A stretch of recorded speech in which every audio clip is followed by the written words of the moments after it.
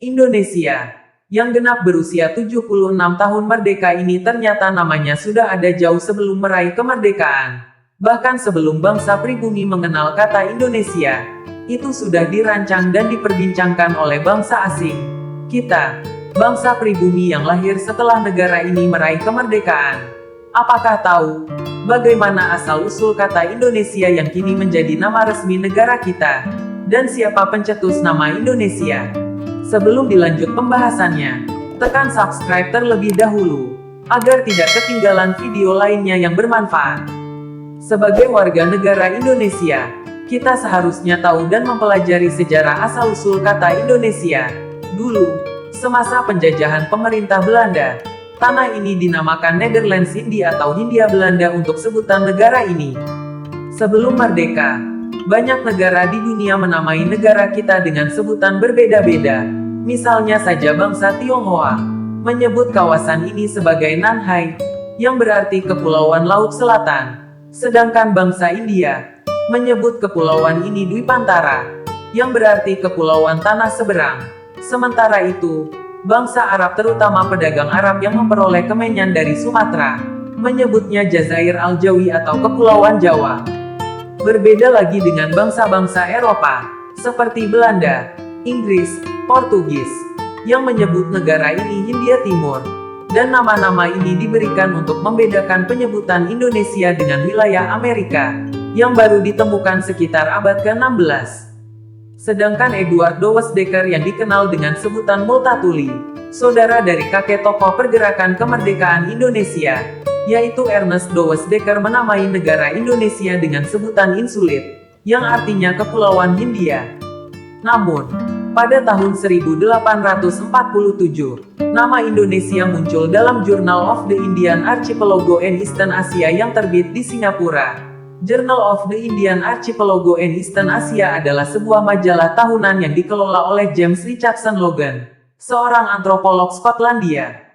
Kemudian pada tahun 1849, seorang ahli etnologi bangsa Inggris, George Samuel Windsor Earl menggabungkan diri sebagai redaksi majalah Journal of the Indian Archipelago and Eastern Asia. Dalam jurnal tersebut, beliau menulis artikel on the leading characteristics of the Papuan. Artikel tersebut menegaskan bahwa sudah tiba saatnya Kepulauan Hindia memiliki nama khas, sebab nama Hindia tidaklah tepat dan sering rancu dengan penyebutan India. Karena kata Hindia dengan India itu terdengar sama. Kemudian, George mengajukan dua pilihan nama kepada Logan, yaitu Indonesia atau Malayunesia. George sendiri memilih nama Malayunesia daripada Indonesia.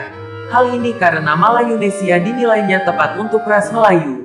Selain itu, menurutnya Malayunesia lebih cocok karena bahasa Melayu dipakai di seluruh kepulauan ini. Namun, dalam Journal of the Indian Archipelago and Eastern Asia juga, Logan menulis artikel The Ethnology of the Indian Archipelago, atau etnologi dari Kepulauan Hindia. Menurutnya Indian Archipelago atau Kepulauan Hindia terlalu panjang dan membingungkan. Lalu beliau pun memungut nama Indonesia yang tidak dipilih oleh George dan mengganti huruf U dari nama tersebut menjadi O agar ucapannya lebih baik.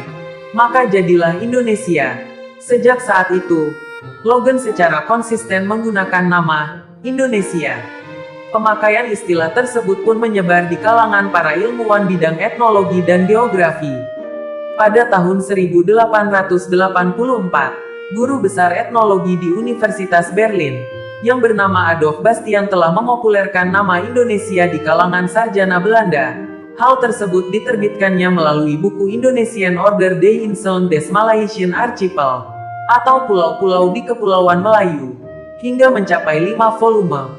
Buku Adolf Bastian memuat hasil penelitiannya ketika mengembara ke tanah air pada tahun 1864 sampai 1880. Dan dari sinilah nama Indonesia mulai populer di kalangan sarjana Belanda, sehingga sempat timbul anggapan bahwa istilah Indonesia itu ciptaan Bastian. Padahal pencetus nama Indonesia tiada lain hasil dari pemikiran Logan dan George. Sedangkan pribumi yang menggunakan istilah Indonesia adalah Suwardi Suryaningrat, atau Ki Hajar Dewantara. Ketika dibuang ke negeri Belanda tahun 1913, ia mendirikan sebuah biro pers dengan nama Indonesisch Persbureau. Nama Indonesis adalah sebutan pelafalan Belanda untuk Indonesia. Juga diperkenalkan sebagai pengganti Indisch atau Hindia oleh Prof. Cornelis van Vollenhoven pada 1917. Sejalan dengan itu, Inlander atau pribumi diganti dengan Indonesier atau orang Indonesia. Pada dasawarsa 1920-an, nama Indonesia yang merupakan istilah ilmiah dalam etnologi dan geografi, itu diambil alih oleh tokoh-tokoh pergerakan kemerdekaan Indonesia, sehingga nama Indonesia akhirnya memiliki makna politis, yaitu identitas suatu bangsa yang memperjuangkan kemerdekaan. Sebagai akibatnya, pemerintah Belanda mulai curiga dan waspada terhadap pemakaian kata ciptaan Logen itu. Pada tahun 1922, atas inisiatif Muhammad Hatta, seorang mahasiswa Handels Hogeschool, atau Sekolah Tinggi Ekonomi di Rotterdam, organisasi pelajar dan mahasiswa Hindia di negeri Belanda yang terbentuk tahun 1908, dengan nama Indisch Vereniging berubah nama menjadi Indonesis Vereniging, atau Perhimpunan Indonesia. Majalah mereka, Hindia Putra, berganti nama menjadi Indonesia Merdeka. Bung Hatta menegaskan dalam tulisannya, negara Indonesia merdeka yang akan datang mustahil disebut Hindia Belanda lagi. Juga tidak Hindia saja, sebab dapat menimbulkan kekeliruan dengan India yang asli.